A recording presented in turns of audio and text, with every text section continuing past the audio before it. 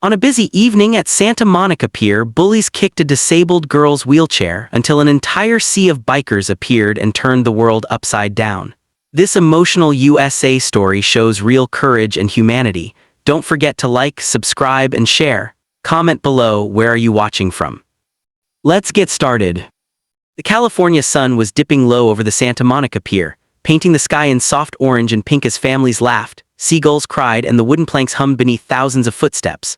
Among the crowd moved 12-year-old Emily Carter, her small hands gripping the handles of her wheelchair as she pushed herself with steady determination. Born with a degenerative muscle disorder, she never liked depending on anyone, especially not today. Her dad had promised her a full day at the pier, cotton candy, arcade games, and the ocean breeze she loved more than anything. Emily paused near the railing, watching surfers cut through the glittering waves like dark silhouettes. That's when she noticed them, three teenage boys leaning against the railing, eyes fixed on her. At first, she ignored them, but as she turned her chair toward the food stands, they stepped directly into her path. "Move, Cripple," the tallest one smirked. Emily froze, gripping her wheels tighter. She'd heard the word before, but hearing it here on her favorite place in the world hit different. I just want to pass," she whispered. The boy closest to her shoved the front of her wheelchair with his foot. The sudden jolt made Emily gasp as she lurched backward. The crowd around them didn't notice. People kept walking, absorbed in their own worlds. One of the boys bent down, face close enough Emily could smell the mint gum he was chewing. "You think you get special treatment 'cause you're broken," he sneered. "Move." Emily swallowed hard. "Please stop." But they didn't. The tall boy suddenly kicked her wheelchair, spinning it sideways.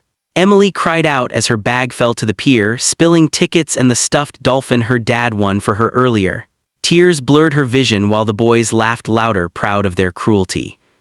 "Look, she's gonna cry," one taunted. "Maybe we should roll her right off the pier." Emily's heart hammered in her chest. She tried to lift her hands to protect herself, but they were trembling too hard.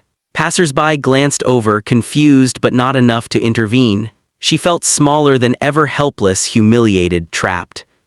Then something changed. A faint rumble rolled through the wooden planks. At first, Emily thought it was the ocean, but the sound grew louder, heavier, like thunder coming from the boardwalk itself. The bullies stopped laughing. From the entrance of the pier, a wave of motorcycles appeared, chrome shining under the sunset, engines roaring in synchronized growls. There weren't two or three. There were dozens, maybe more. People turned, conversations stopped, the entire pier seemed to pause. The bikers wore leather vests with different patches, veteran riders, local clubs, road warriors with sunburned faces and thick beards, the kind of men and women who demanded respect just by existing. And every single one of them was riding toward Emily. The lead rider, a massive man with silver hair and calm, sharp eyes, slowed to a stop just feet from the bullies. He shut off his engine. Silence followed. He took off his helmet, stared at the boys, and said in a low, steady voice, "Is there a reason you're bullying a little girl, or do you just have a death wish?" Emily's breath caught. Everything was about to change. The bullies froze as the lead biker stepped forward, his boots thudding heavy against the wooden planks of the Santa Monica Pier. He wasn't yelling, but his calm, controlled tone was far more terrifying. Behind him, more than 40 bikers shut off their engines and dismounted in a single wave, men and women, young and old, tattooed, scarred, sunburned, powerful, a living wall of leather and steel. Emily stared, her heart racing, unsure if she should be scared or relieved. The silver-haired biker knelt beside her wheelchair, his expression softening instantly when he looked at her. "Hi, sweetheart, you okay?" he asked. Emily nodded weakly but couldn't stop her tears. "They kicked my chair and called me Cripple." A muscle in the biker's jaw twitched. He stood slowly, turning toward the three boys with a look so cold it made them inch backward. "You three think you're tough?" he asked. "Try picking on someone who can actually fight back." The tallest bully stuttered, "We didn't do anything, we were just—" "Don't," the biker warned quietly. "Every soul on this pier watched you." Another biker, a woman with braided hair and aviator shades, stepped up beside him. "We stand for veterans, kids, and anyone who can't defend themselves. You picked the wrong day to act brave." The boys looked around. There was no escape. The pier railings boxed them in. and the bikers had formed a full circle around them, leaving only Emily unobstructed in the center. Then the silver-haired biker addressed the crowd. Did anyone see what happened? Hands shot into the air, dozens. That was enough. He turned to the boys again, pick up her bag, her tickets, and apologize properly. The bullies scrambled to the ground, gathering every ticket, every piece of candy, even dusting off the stuffed dolphin with trembling hands. They approached Emily cautiously. "We're sorry," the tall one muttered. The biker crossed his arms, louder. "We're sorry," they shouted, voices cracking.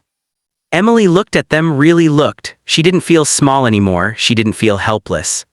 She nodded, "Okay." The silver-haired biker smiled softly, "Good girl." Then he leaned toward the boys again. "Now leave, and if we ever catch you bullying anyone again, this pier won't be big enough to save you." The boys sprinted away so fast they nearly collided with tourists. As the circle opened, Emily's dad came rushing through the crowd, breathless and panicked. "Emily, are you hurt? I'm so sorry I stepped away for a minute." "She's safe," the biker said, laying a hand on the father's shoulder. "We've got her." Emily quickly reassured her dad, and the biker crouched next to her again. "You ever been on a motorcycle?" he asked kindly. Emily's eyes widened. "No, but I always wanted to." "We can fix that." Moments later, the bikers lifted her gently from her wheelchair and helped her sit on the front of the lead bike, safely supported, her dad right behind her. Emily giggled, her fear melting into pure joy. Engines rumbled back to life. One biker shouted, "For Emily." And the entire pier thundered as 40 bikes rolled forward in a protective escort, crowds cheering, cameras flashing, strangers clapping. For the first time that day, Emily didn't feel broken. She felt unstoppable.